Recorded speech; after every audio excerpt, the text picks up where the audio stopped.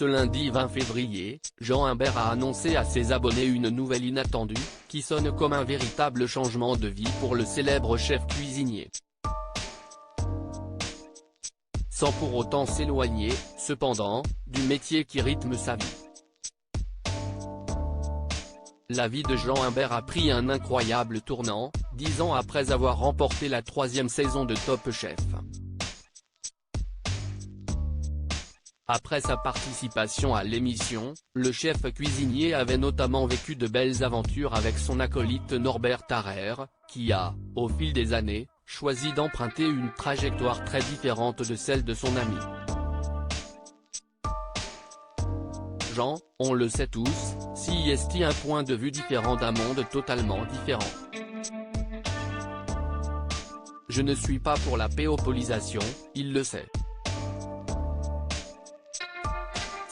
Si son choix d'être avec des gens connus, il veut poster, moi, il le sait, j'ai jamais été fan de poster des trucs comme ça.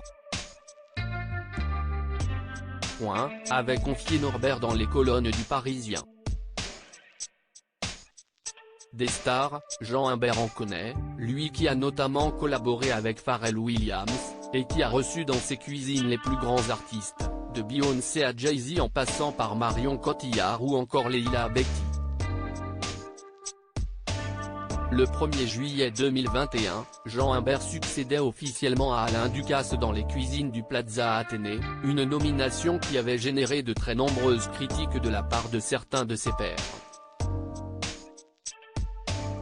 Quelques mois plus tard, le chef de 41 ans recevait sa toute première étoile guide Michelin. Jean Imbert réalise un de ses plus grands rêves. Jean Imbert a donc réalisé de nombreux rêves, mais ce lundi 20 février, le chef a annoncé une nouvelle à laquelle personne ne s'attendait.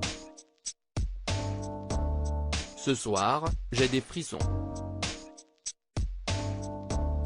Depuis que l'île de Marlon Brando en Polynésie est devenue un hôtel il y a 8 ans, je n'ai cessé de rêver d'un jour d'en devenir le chef, et depuis il n'y a pas une personne qui ne m'a demandé quel était mon hôtel préféré au monde, sans que je ne lui réponde le Brando.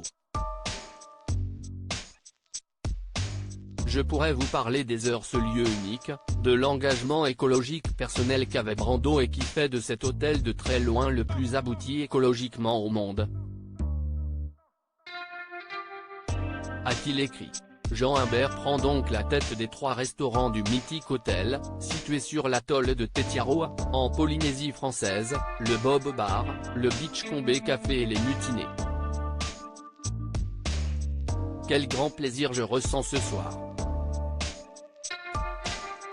Dans la vie, tu peux toujours faire les projets les plus fous du monde, mais rien ne pourra jamais acheter l'histoire, et ici l'atoll de Marlon Brando, c'est un peu aussi mon histoire, celle d'un ado de 16 ans qui regardait Le Parrain et tous ses plus grands films avec son papa et qui ce soir en devenant le chef de son atoll, réalise un de ses rêves, a-t-il conclu.